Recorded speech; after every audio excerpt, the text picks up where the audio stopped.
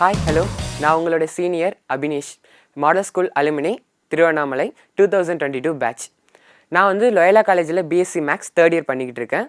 And IIT மெட்ராஸில் வந்து PS data science online degree பண்ணிக்கிட்டு இருக்கேன். நான் சொல்கிற விஷயத்தை மட்டும் ஒரு நிமிஷம் வந்து திங்க் பண்ணி பாருங்கள். லைக் உங்களுடைய சின்ன வயசில் எல்லாருக்குமே வந்து ஒரு ஆம்பிஷன் இருக்கும். ஸோ உங்களோட ஆம்பிஷனை ஒரு நிமிஷம் உங்கள் கண் முன்னாடி கொண்டு வந்து பாருங்கள். லைக் எனக்கு வந்து டாக்டர் ஆகணும், இல்லை இன்ஜினியர் ஆகணும், இல்லை லா படிக்கணும், இல்லை சென்ட்ரல் யூனிவர்சிட்டியில் கோர்ஸ் பண்ணணும், ஐஏஎஸ் ஆகணும், ஐபிஎஸ் ஆகணும், இந்த மாதிரி பல ஆம்பிஷன்ஸ் இருக்கும். அந்த ஆம்பிஷனை உங்கள் கண் முன்னாடி கொண்டு வாங்க. ஓகே, உங்கள் எல்லாருக்கும் இந்த மாதிரி ஆம்பிஷன் இருக்குல்ல, அதே மாதிரி எனக்கு என்னோடய சின்ன வயசுலேருந்து ஆம்பிஷன் வந்து டீச்சிங், அதாவது காலேஜில் ப்ரொஃபஸர் ஆகணுன்றது என்னுடைய ஆம்பிஷன். ஆனால் சின்ன வயசில் எனக்கு இந்த ஆம்பிஷன் இருந்துச்சே தவிர அதுக்கு என்ன வழியில் போகணுன்ற பார்த்து வந்து எனக்கு தெரியாமல் இருந்துச்சு.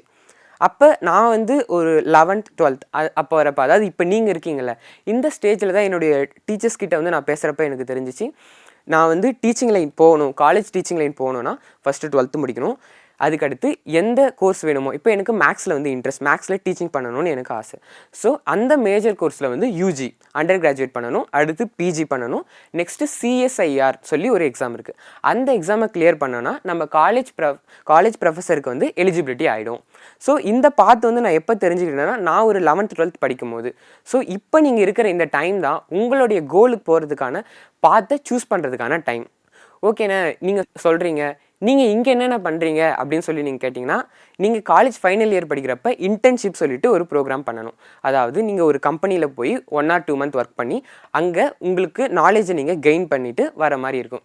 ஸோ நான் அப்படி வந்த இடம் தான் நம்ம மாடல் ஸ்கூல் அசோசியேஷனில் இப்போ நீங்கள் பார்த்துட்டு இருக்க இந்த குவான்ஸ் டீமுக்கு, கரிக்குலம் டிசைனிங்கிற டீமுக்கு நான் வந்திருக்கேன். இதில் நீங்கள் அடுத்தடுத்து பண்ண போகிற ஒர்க் ஷீட்டுக்கு நம்ம கரிக்குலம் வந்து ஃப்ரேம் பண்ணுற மாதிரி இருக்கும்.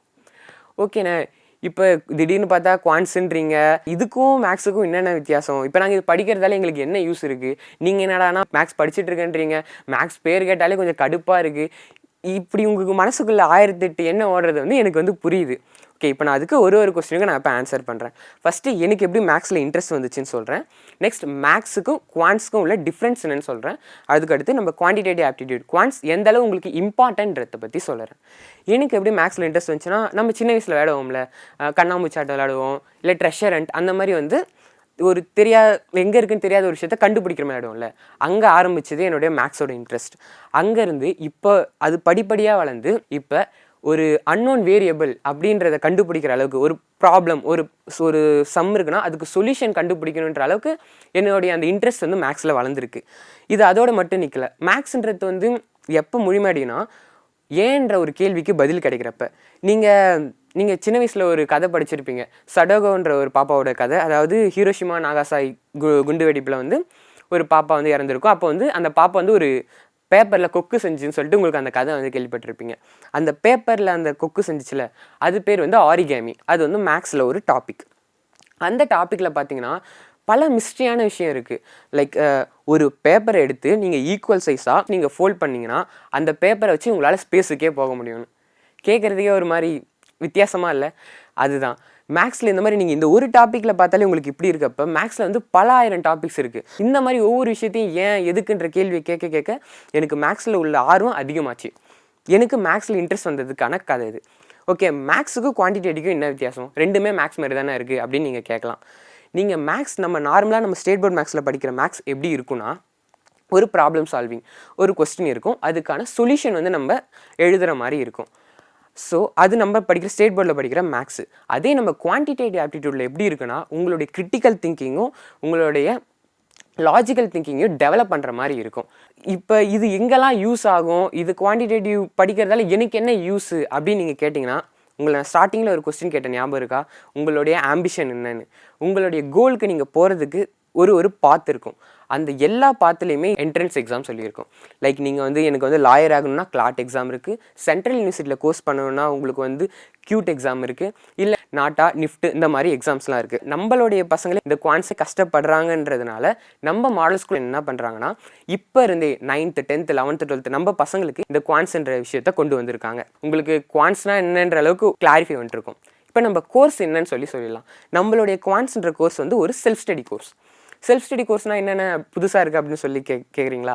செல்ஃப் ஸ்டடி கோர்ஸ்னால் என்னென்னா, உங்களுக்கு ஒர்க் ஷீட்டு ப்ளஸ் வீடியோஸ் எல்லாமே வந்து உங்களுக்கு வந்து நாங்கள் கொடுத்துருவோம் நேரடியாக. நீங்கள் அதை வாங்கி நீங்களே உங்களுடைய ஓன் இன்ட்ரெஸ்ட்டில் படிக்கிற மாதிரி இருக்கும்.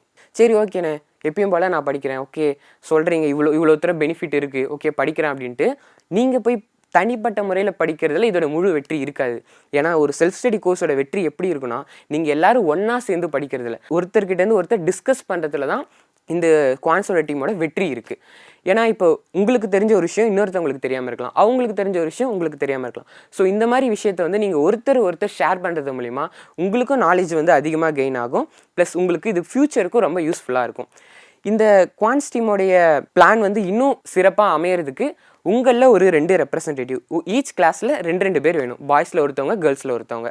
நீங்கள் என்ன பண்ணணும்னா குவான்ஸ் கிளாஸ் டைமில் ஒரு டீம் ஃபார்ம் பண்ணி நீங்கள் டிஸ்கஸ் பண்ணி படிக்கிறது மூலயமா இது இன்னும் கொஞ்சம் எஃபெக்டிவாக இருக்கும். சக்ஸஸ்ன்றது எதில் இருக்குன்னா, நமக்கு கிடைக்கிற ஆப்பர்ச்சுனிட்டியை நம்ம எப்படி யூஸ் பண்ணுறன்றதுல தான் இருக்குது. ஸோ நமக்கு கிடைக்கிற ஆப்பர்ச்சுனிட்டியை நம்ம கரெக்டாக யூஸ் பண்ணுவோம். கடைசியாக ஒரு சின்ன விஷயம் எங்கள் சார் எனக்கு சொன்னதை நான் உங்களுக்கு சொல்கிறேன். எப்பயுமே நம்ம வந்து இப்போ ஒரு சின்னதாக ஒரு விஷயம் சொல்கிறேன்.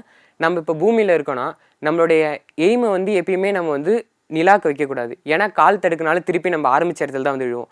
ஸோ நம்மளுடைய எண்ணெய் எப்பயுமே ஸ்டார்ஸ் கிட்டே இருக்கணும். அப்போ தான் கால் தடுக்கினாலும் நம்ம நிலாவில் வந்து விழுவோம். So use your opportunity, make your best. Thank you, bye.